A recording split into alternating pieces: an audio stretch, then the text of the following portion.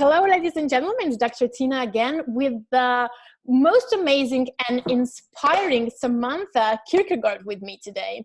She is someone who is a true leader in her life, and she's going to inspire us with her story, how she decided to become a boss of her life, a leader of her life, and how she quit her job while her mom was sick, and then her life took a totally different leap. And she started mastering her money, her mindset, her connection to her family and to her children. Samantha, hi, thank you. Thank you for being my guest and welcome. Oh, Tina, I'm so honored to be here. I can't wait. I love your mission and I'm really excited to be here with you today. Oh, and you know, the feeling is mutual. So Samantha, I started talking about your story, what happened, but please inspire us more and tell us what's your mission, what you're doing, and how you really mastered all of this connection to your family, to your brother family, to your kids, mastering your mindset, money, and how you turned your passion into profits. Yeah. So I'll say this one thing, just a quick note before we start.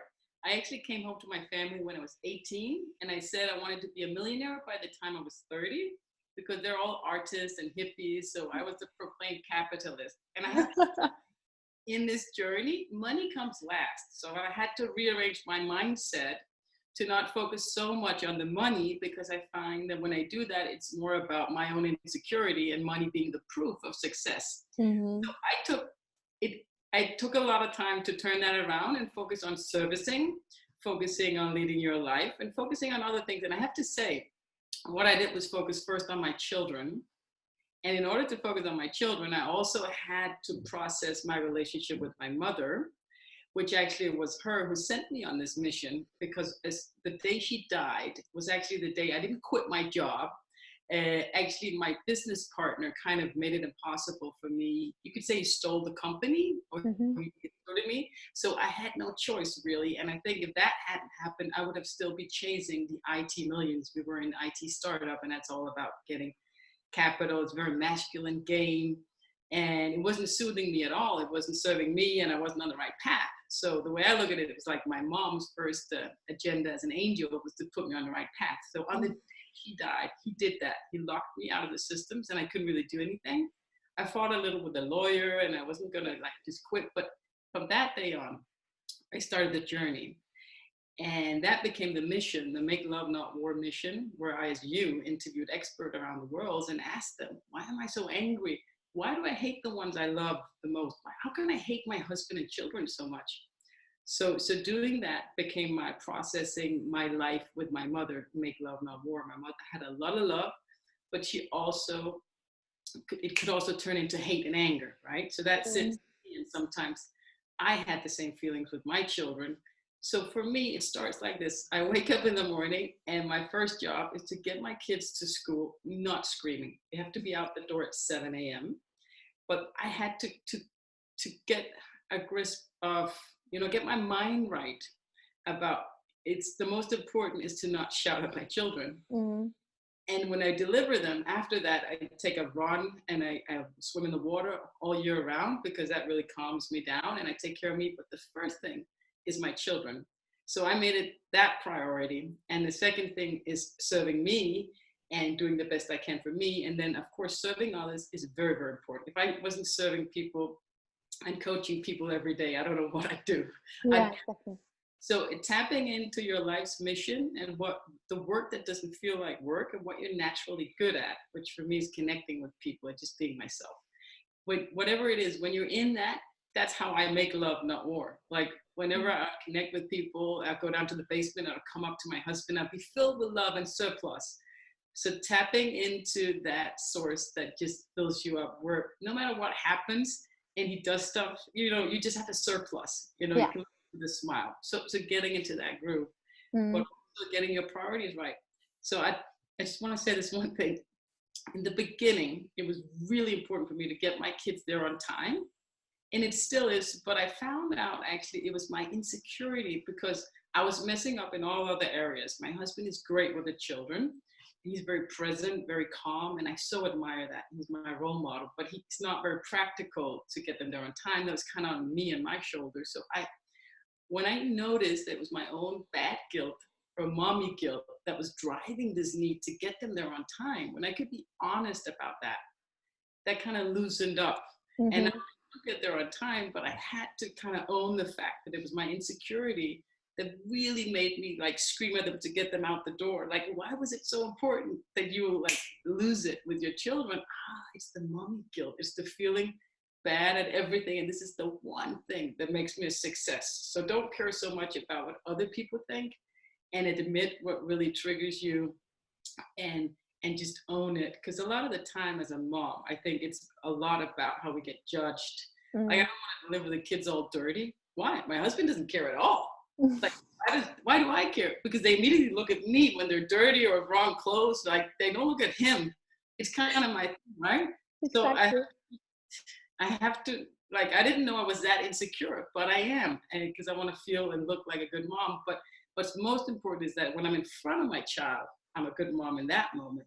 You know, everything else doesn't matter. You can be in the supermarket, everybody can be looking, but if I can sit down and I can have one-on-one, and it's all about my own insecurity, if I can own it and be honest with myself and with my children, it loosens up the tension, and then I lead in the right direction. Exactly. And this comes in actually, I'm always saying children are the biggest teachers. And the first thing they are teaching us is, first of all, say no to all of this. Like, you should do this and this, as you said, mom insecurity, because this arises because everyone around us seems to have a better version and a better ideal way how to raise our kids, how to dress them, how they should be. And this is what kind of comes into our subconsciousness, and then this guilt arises out of that. But what they're teaching us, the first moment is, I always say, from the moment they're born, they're teaching us to say no to all of that. Like, to no to everything anyone else has an idea, how we should do it, how we should raise them, and just be yourself and do whatever you feel is the right way of doing. Just shut, the doors to everything, all the other opinions and everything. And this is how they actually lead us into being authentic, isn't it so? Like, if you do that, there is a moment when you need to lead your life, you need to lead as a parent. And then you're turning into more and more into you, who you are, tune into your purpose, your mission, your everything you really are. And then you're becoming authentic. And through that, you are teaching them how to be authentic and how to live their life. Would you say, is that in a way you feel? That was a long question. What came to mind when you were speaking was that, first of all, you have to look at your relationship with love, which for me, my mother, you have to own that, because that's what you're going to generate with your husband and your children. So look at how your relationship with love is and try as much as possible to open up and process that. And the second thing, when you started there, would be to listen to your children. Because what I was looking for, like, so I'll give you an example. I lose it and I shout at them. And then my mind immediately goes to, shock. Why did I shout? I so do not want to shout. Like, me and my mom have shouted. Like, it's not just shouting. It can be real anger. So I feel so terrible that I shouted. So my brain goes, why did I do that? And then I think out loud and I say, well, it's because mommy didn't sleep, or you came in and you woke me up in the middle of the night, or mommy's hungry. So when I'm making up excuses in my head and I'm speaking them out loud, I'm actually giving my children the blame for me shouting at them. So first I shout, then I blame them, right? And that automatically happens. Own that and stop that. But what I'm looking for is someone to tell me it's okay. It's okay that you shouted. It's okay that you grabbed them. It's okay that you were violent. I'm looking for that. But when it's an excuse, I stay in the lie. But if I can forgive myself, I can let go, right? But and I recently just found out, when you listen to your children, there you find that excuse and that forgiveness that you're longing for. Because when I listen to them, they say the most amazing things. So about 2 years ago, my youngest son, he was about 5, he told me, Mom, I know you're just angry at yourself. And my other kid says, and this is a while ago, he's 8 now, Mom, stop making all those bad excuses. And when I listen to them and I hear them, I go, and it's okay. I fucked up. I was crazy in front of them so many times, even now as an expert. But when they tell me these things, I go, oh, it's okay. And I look up to my mom in the sky.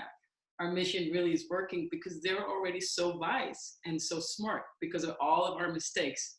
So I Mm-hmm. would say that me and my mother's expertise was making mistakes, but if you can, and you can be honest, then you know, they will learn from it. And we just think that we've messed up our kids and there's no way back, but there is. You got to just forgive yourself and let the new moment in and stop dwelling on the past. Mm. Listen to them and everything. Like the other day, my youngest boy he picks up trash everywhere, right? And automatically like, no, put that down, or that's dirty, or I wanted a whole brick home. But if I can I just know. and I listen to him, you can just show me these beautiful things. And if I can see the beauty in that and turn on my own motherhead and the opinions of others that Yeah. ways, though I don't think I'm like that, I still am, right? And listen to what they're saying. They said the most amazing thing and they find the most beautiful things. And you wanted to give me these earrings and you found that looks a little dirty or something. Just tap into that and listen to them. And you'll find all the answers. They will guide you into how to actually. Exactly. Yeah, they guide you and they tell you everything. They're brutally honest, and we can learn so much from them. So Samantha, how do you manage to be a successful leader, entrepreneur, and have this connected family? How do you manage all of this? Because a lot of people and a lot of women are saying, there's no way, and even if they're working in a full-time job, I have no time and no energy to start a side hustle, to do something about it. How, okay, your life situation was specific when you started, but how do you manage everything now? How do you do that? How would you advise our viewers to start or to actually act on their purpose, even though they're working a full-time job and are having a big family? Okay, so first of all, I don't know that my family's connected because me and my husband are separated. First of all, I didn't think it was going to go that way. Just be open to the idea that you don't know where you're going to end up. So the more you can forget about the recipes and the way you think like should look like the fact that we have to have a job, like sometimes you can rent out some space in your house so you can live differently. So just tear down all those ideas and just be open to the fact that you can live differently and the money is a different thing. Like when you make less money, you use less money. Like I work in investment banking. I met my husband, we moved into a garden house, and I had never had as much money as I did then when I didn't make any, because when I made them, I just used them. Yeah. So first of all of those things. And then I'd say, like, make your priorities. So we have to get out the door at 7. And right now I don't have a car. So I had to take the bus to school with my kids. And in my mind, I thought, the bus, no way. But actually, you're saving time. And I can read to them. So what I did, okay, so I make you guys pancakes. When you have your shoes on and your clothes on and on your jacket on, you get a pancake in your hand, because I felt sorry that I had to get out the door at 7.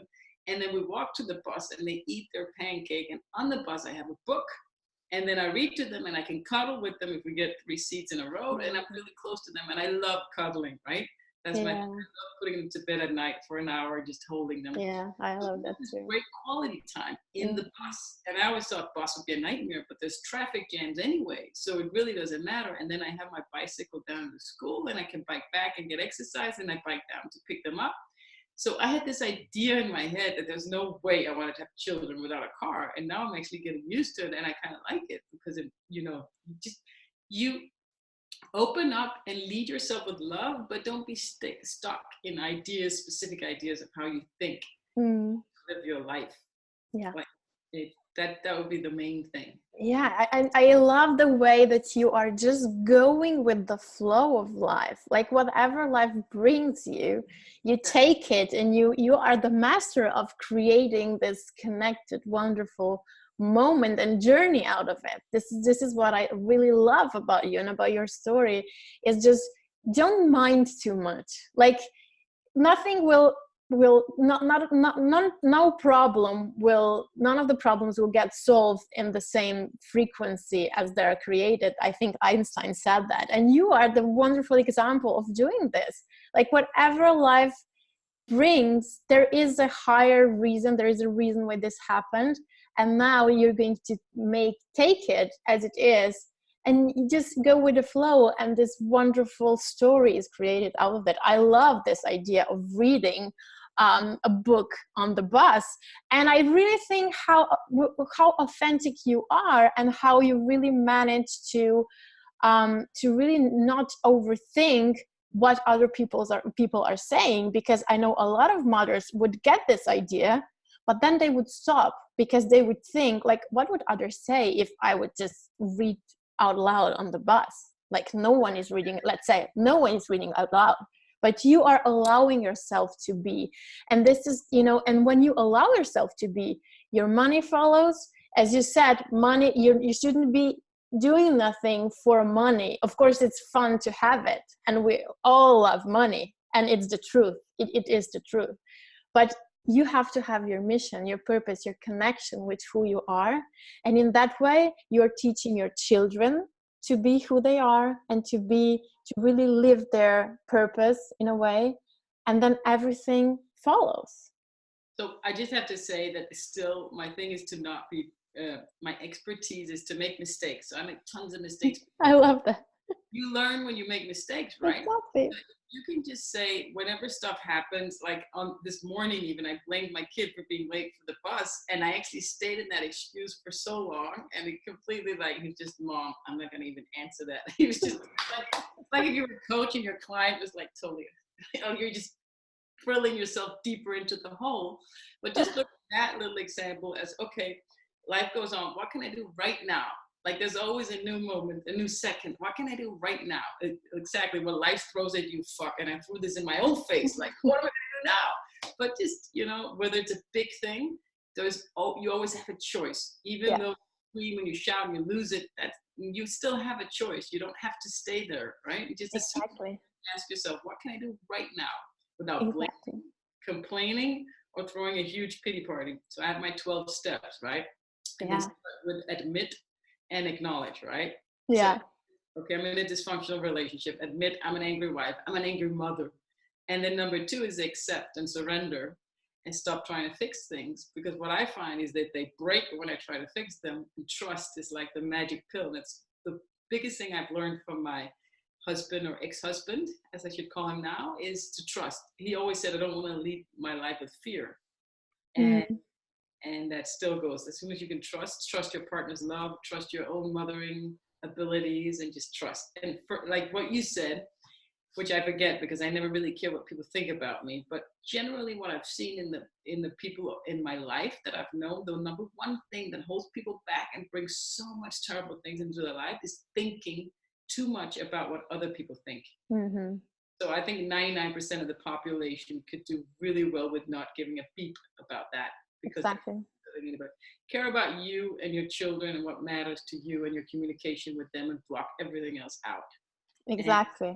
Just don't think, just do. This is kind of my, my quote. Like, don't think, just do it. Like, don't think, and just go. And you get to be then, I wouldn't say you're making mistakes, even though it's kind of suits you when you're saying this with all your beautiful energy, because you're not taking it as negative. But when you grab your kids really hard, it's been a while, but I used to be very, very aggressive with them, and that hurts me so bad. It's a huge mistake, and I want to admit it. It's like AA, you have to say you're an alcoholic, because I find as soon as I say I was a bad mom, I did that, people interrupt me and say, no, you're not. It's not about me. I have to, that's not how, if I can't admit that that's being a bad mother, how am I going to lead myself in a different direction? I want this space to admit the terrible things I did and then move on. Like, people interrupt you, and I know they mean well, but it's like, that's not what I mean. I need to be able to say out loud what I did to my children, and not being a good mother.